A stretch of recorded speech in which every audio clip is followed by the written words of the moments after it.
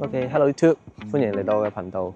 今日我哋嚟飛下 DJI Flip 50% 嘅拉佢嘅距離係幾多啦？好紅冇4G 模組嘅情況下，睇下佢會唔會斷鏈或者任何狀況啦。好啦，咁我哋去邊？好啦，咁事不宜遲，即刻起飛先咯喎。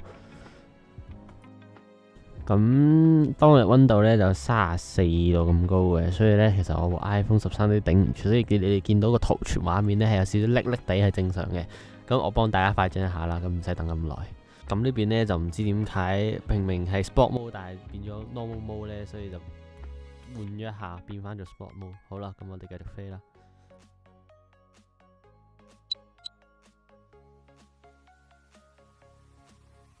呢邊突然之間啊，唔知點解個 RC 信號係跌得好勁，一跌到去1格，但係呢個圖傳仲喺度，所以我即刻換下企位，揾啲空曠少少地方。啱啱企嘅地方可能有啲樹，所以擋住咗啦，1格都冇，但係仲係有圖傳嘅。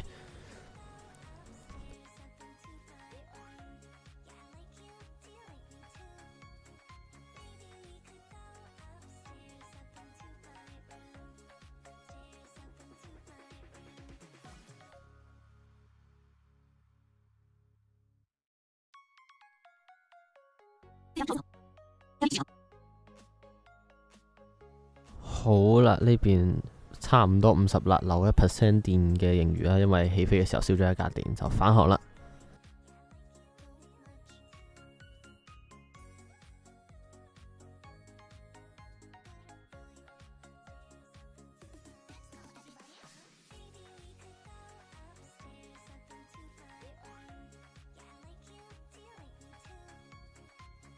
好啦，嚟到最緊張嘅時候啦，紅電要降落，要自己手動打桿呢，就係有啲困難嘅。新手應該唔會好，但係唔係太識去用手動打桿，會好容易唔小心呢又落到低空噶啦。